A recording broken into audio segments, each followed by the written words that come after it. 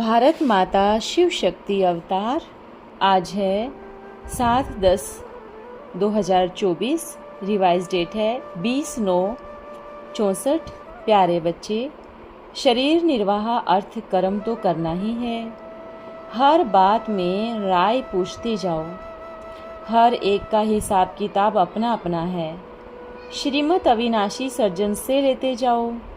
बाबा सबको बताएंगे। गीत है, किसी ने अपना बना के मुझको मुस्कुराना सिखा दिया।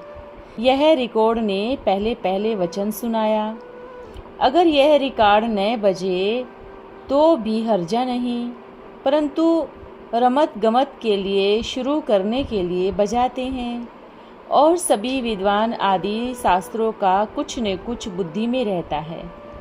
तुम्हारी बुद्धि में शास्त्र आदि की कोई बात नहीं।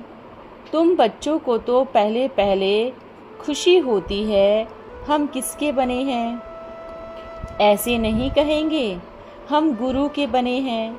बनना होता है बाबा का। शरीर छोड़कर भी फिर बाबा का बनना होता है। यहाँ भी एक ही बाबा का बनना है। वेद शास्त्र आदि किसकी भी दरकार नहीं। बाप को बच्चा पैदा होता है तो बाप समझते हैं मेरी मिल्कियत का यह मालिक है। यह संबंध की बात है।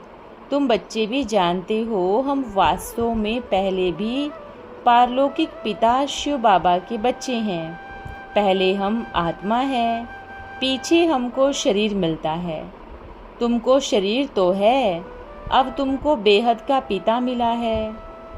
उसने आकर अपना परिचय दिया है। तुम कहते हो बाबा हम आपके हैं और कोई संबंध नहीं।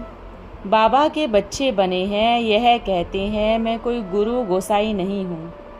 बोर्ड भी लगा हुआ है, बच्चों का नाम है, तो ज़रूर बाबा भी होगा। लिखते हो हम शिव शक्तियाँ हैं। यह संबंध हुआ ना, माँ बाप का संबंध चाहिए। गाते भी हैं, तुम मात पिता हम बालक तेरे। आत्मा को जैसे वो अविनाशी संबंध याद है। तुम मात पिता, हम आपके सब बालक बनेंगे, तब हम वर्षा लेंगे। अभी तुम जानते हो हम मात पिता के हैं। बल यहाँ से चले जाते हैं, फिर भी उनसे पूछो तो कहेंगे जरूर यह हमारे मात पिता है। हम शिव बाबा के बच्चे हैं तो जरूर बाबा और वर्षा याद आता है। कोई पुस्तक आदि तुमको नहीं पढ़ाया जाता, तुमको सिर्फ निश्चय कराया जाता है बाबा के बने हो, अब इनको याद करो। बाबा कहते हैं मेरे को याद करने से तुम ऐसी लक्ष्मी नारायण के चित्र तरफ बाबा ने इशारा किया, ऐसे बनोगे। कितनी सहज बात है। विशाल बुद्धि होना चाहिए।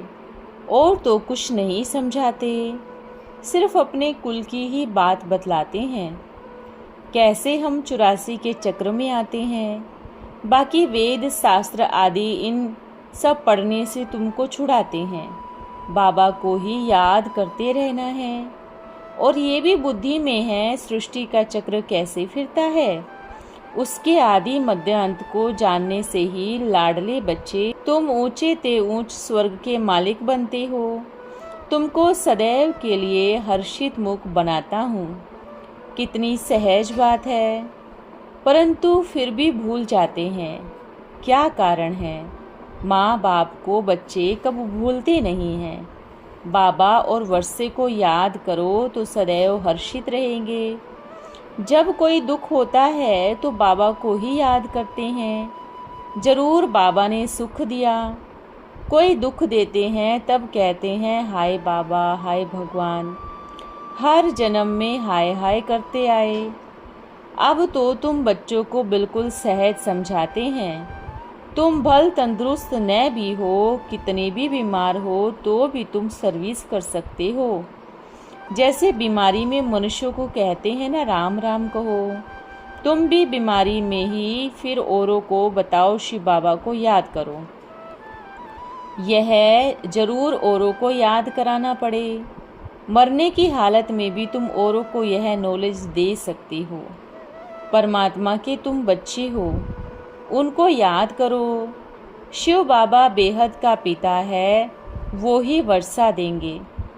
सर्विस का शौक होगा तो मरने समय भी किसी को ज्ञान देंगे। ऐसे नहीं हॉस्पिटल में पड़े रहे और मुख बंद हो जाए, मुख से कुछ न कुछ निकलता रहे। कितनी अच्छी अवस्था होनी चाहिए। बीमारी में भी बहुत सर्विस कर सकते हैं। मित्र संबंधी आएंगे, उनको कहेंगे परमात्मा को याद करो, वो ही सबका रखवाला है। इसलिए शिव बाबा को याद करो, वो एक है। वर्षा भी सबको एक से मिलता है। लौकिक संबंध में वर्षा मेल को मिलता है। कन्या है ही 100 ब्राह्मणों से उत्तम। पवित्र को ही दान दिया जाता है ना। सन्यासी पवित्र हैं, इसलिए उनको दान दिया जाता है। तुम कन्याएं सबसे पवित्र हो, इसलिए कहते हम कन्या को दान देते। वो बड़ा दान समझते हैं। वास्तव में वो कोई दान नहीं है, दान तो तुम करते हो। कहते हैं हम अपनी कन्या शिव बाबा को देते हैं। वहाँ तो कन्या को देते हैं कत्लेआम करने के लिए, यहाँ कन्या को देते हैं स्वर्ग की महारानी बनने के लिए। परंतु कन्या भी ऐसी अच्छी पढ़ी लिखी हो, अपने कुल की भी हो, जो समझाने से झट समझती जाए। सर्विसेबल चाहिए। छोटे बच्चों को तो नहीं संभालना है, कोई को भी समझाना बड़ा सहज है। शिव बाप तुम्हारा बेहद का पिता है।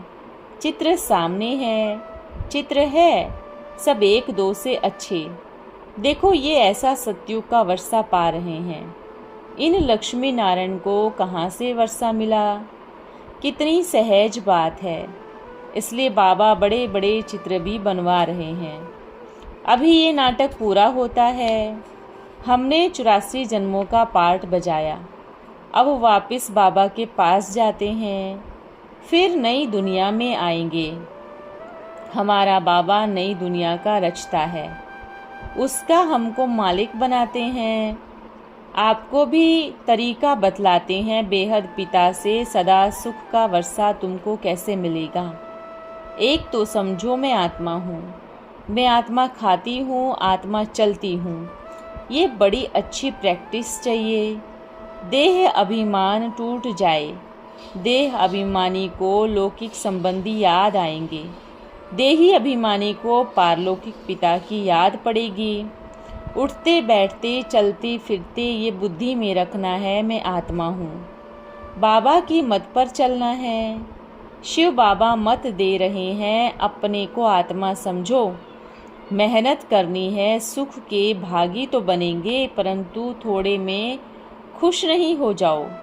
बल सर्विस में तो जाएंगे, परंतु एक मातेले बनो। मातेला उनको कहा जाता है जो बाप दादा को ही याद करती हैं। दूसरा कोई याद पड़ता है तो वो सोतेले हो जाते हैं।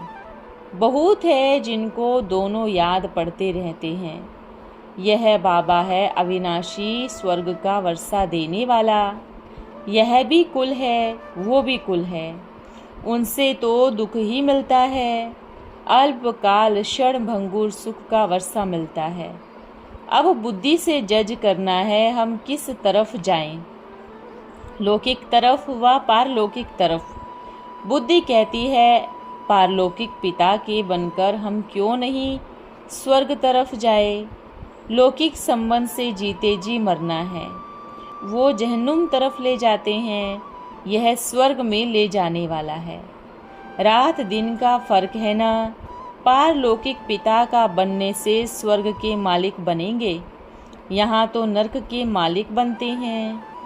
अब आत्मा कहती है बुद्धि को कहाँ छोड़े, अपने शांति धाम सुख धाम जाए या यहाँ दुख धाम जाए। वास्तव में यहाँ जाए। यह तो उठना ही नहीं चाहिए। अब तो हम पारलौकिक पिता को कब छोड़ेंगे नहीं।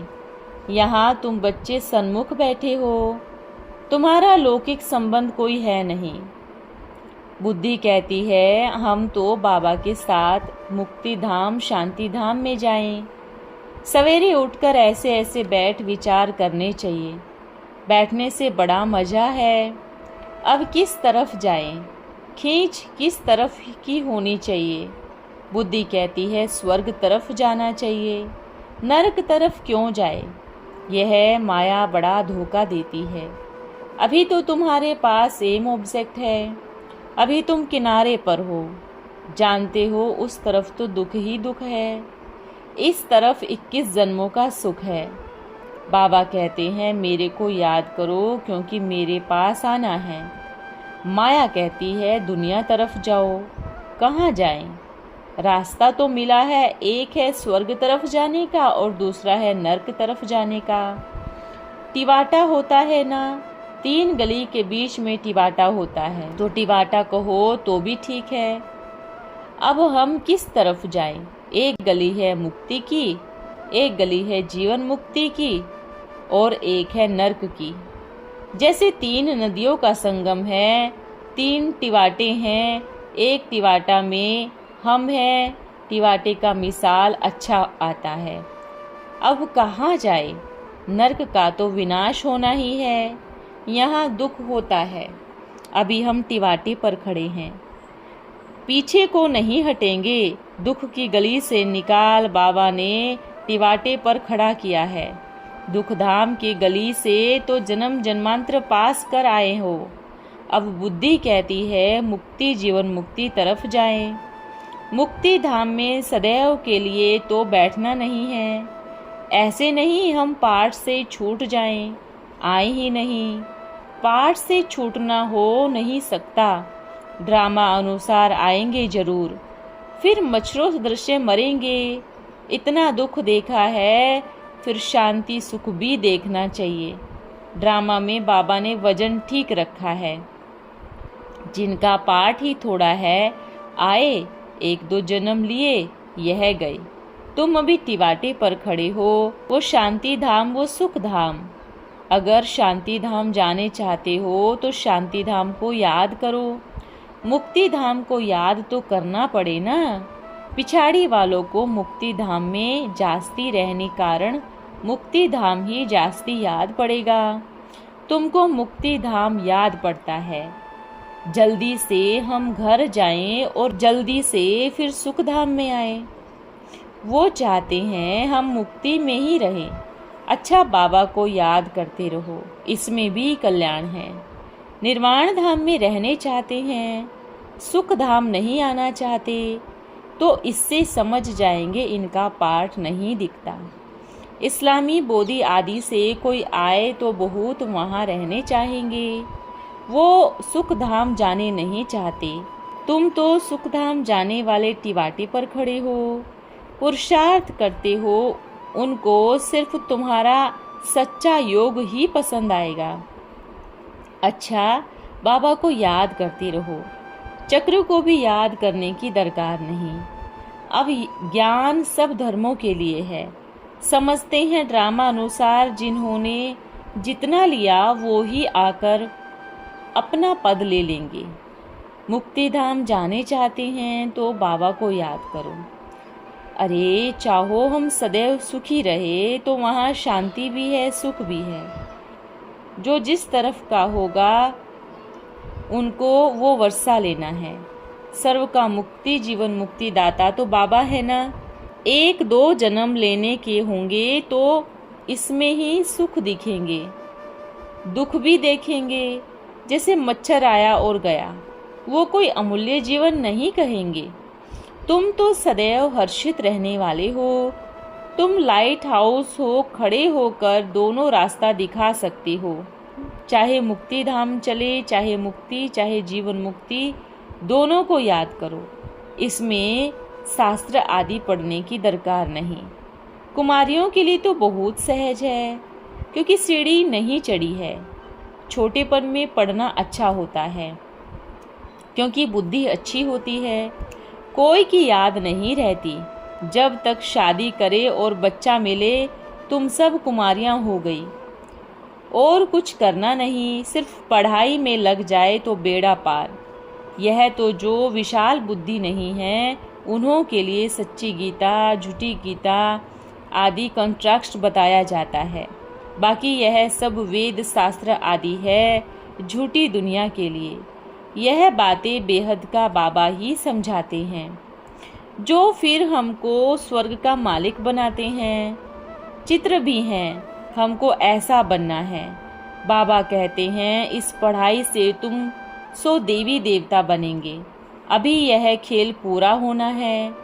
मनुष्य तो घोर अंधियारे में है, तुम अब सोजरे में हो। बाबा ने आकर नींद से जगाया है। यह बुद्धि को, आत्मा को जगाया जाता है। बाबा आ करके जगाते जागो, सुखधाम के लिए पुरुषार्थ करो। जो तुम्हारे कुल के होंगे वो जरूर आएंगे, वृद्धि को पाते जाएंगे। काम काज करते शिव बाबा की याद रहे तो बहुत फायदा हो जाएगा। 1 मिनट याद करने से बड़ा फायदा हो सकता है। 1-2 को सावधान करो, फिर कोई माने न माने। बाबा युक्तियाँ बहुत अच्छी बतलाते हैं। बोलो हमको स्वप्न आते हैं, भगवान का फरमान मिला है, अच्छा कृष्ण ही कहो। कृष्ण हमें कहते हैं पवित्र बनो तो कृष्णपुरी के मालिक बनोगे। हम तो श्री कृष्णपुरी में जरूर जाऊंगी। पहले कृष्ण का नाम दे, फिर आहिस्ते आहिस्ते समझाते रहना चाहिए। युक्तियाँ चाहिए, फिर मदद भी मिल जाएगी।